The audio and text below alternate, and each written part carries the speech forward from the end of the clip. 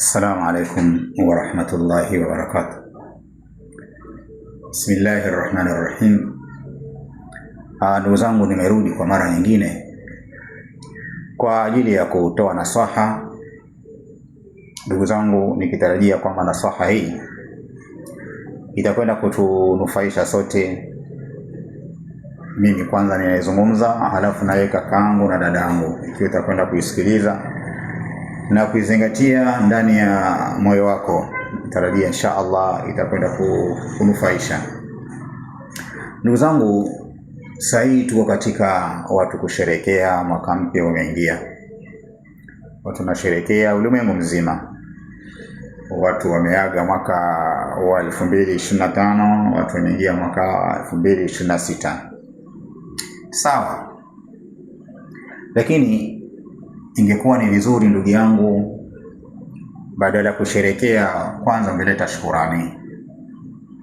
Ungeleta shukrani nyingi sana kwa Mola wako kwa kukujalia kumaliza mwaka uliopita. Allah amekujalia taufiki, uzima, mpaka mwaka wa 2025 umemalizika na bado uko duniani. Hili na kulitolea shukrani kubwa sana. Kubwa, shukrani sio kuwa na mfano. Kwa sababu, hebu vuta picha ndugu yangu, kaka yangu, dada yangu. Ni wangapi waliozikwa mwaka uliopita? Hebu wafikirie. Unaweza kuwajua idadi yao? Hata idadi yao huwezi kuwajua.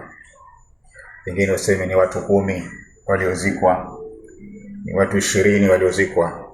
Idadi hatuikumbuki. Mimi sikumbuki.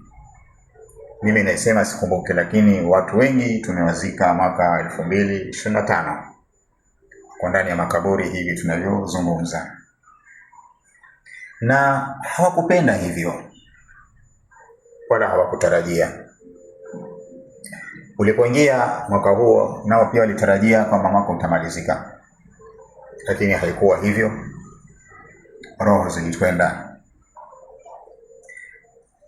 Na si kwamba pengine walikosea, ni ulegevu wao, kwamba hawajui mbinu za maisha. Walikosea katika mbinu za maisha, roho zikenda. Hapana, si hivyo.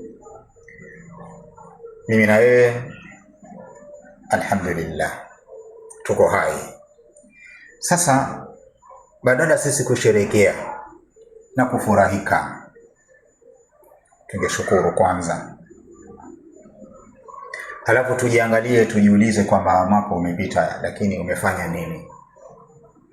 Kaka yangu na dada yangu, hebu na tujiulize, huo mwaka uliopita ni yapi ambao tumeyafanya? Umepita kwa matendo mazuri ama umepita kwa matendo mabaya? Sikusherekea tu na kufurahika kwamba mwaka umemalizika. Ndio umemalizika, lakini je, umemalizika vipi? Na ufahamu vile vile ndugu yangu, kumalizika kwa mwaka ni kwamba umri nao vile vile umesonga mbele. Umri umesonga mbele. Unaingia katika utu uzima. Unaingia katika ule umri ambao utakuwa sasa wewe ni mkongwe. Unakurubia mauti pia. Unakurubia kifo. Pengine adhana Allahu min dhalik, pengine ndio mwaka huu wa 2026, pengine ndio mwaka ambao tuliandikisha sisi ndio tutakufa. Sasa tutasherehekea, lakini pengine katika maandishi yangu na maandishi yako ndugu yangu, pengine ndio uliandika kwamba mimi nitakufa mwaka 2026. Sijui mimi wala wewe hujui, lakini kumbe ndio mwaka ambao hii dunia utaiacha. Sasa ni suala la kutafakar, halafu na kuhuzunika.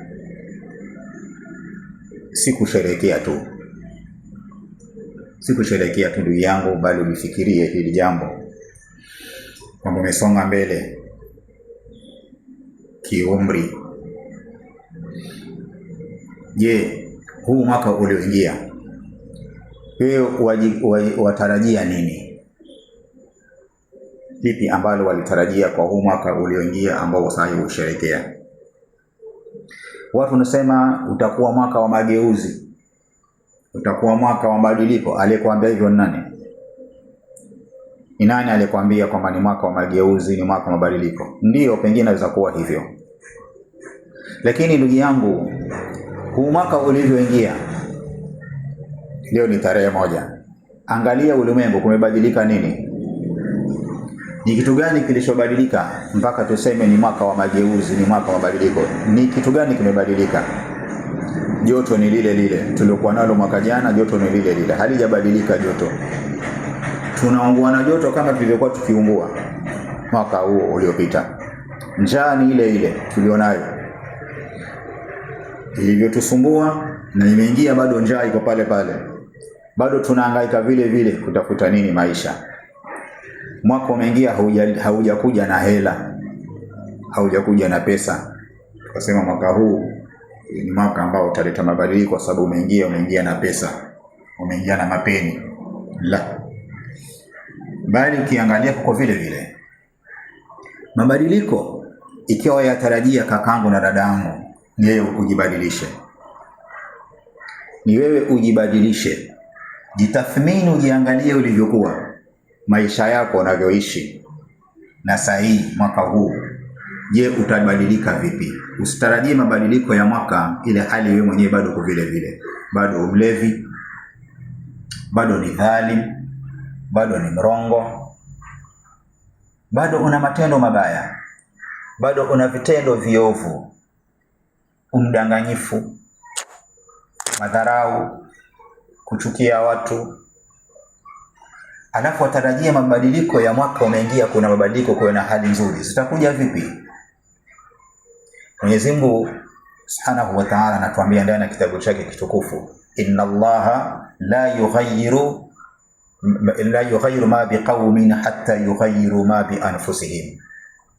Mwenyezi Mungu hawabadilishi watu zile hali zao mpaka wenyewe wajibadilishe.